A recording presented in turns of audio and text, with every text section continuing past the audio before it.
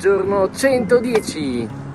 Ed è così che riparto in solitaria. E riparto in salita. Tra l'altro, senza la presenza di Marta, non sento neanche la necessità di controllare la mappa troppo spesso e mi perdo sui monti. Per fortuna trovo il modo di scendere e di raggiungere Zerbena, che è l'ultimo paese dei Paesi Baschi che vedrò in questo viaggio. Infatti, pochi chilometri dopo, poco prima di arrivare a Onton, mi trovo già in Cantabria.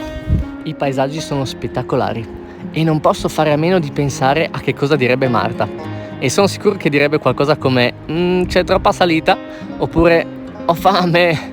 Però sono sicuro che rimarrebbe stupita quanto me a vedere la bellissima cittadina di Castro Urdiales, con il Castillo de Santa Ana e la stupenda chiesa di Santa Maria de l'Asunción. E dopo questa bellissima visita sarebbe stanca quanto me, quindi ci fermiamo. Che approveche!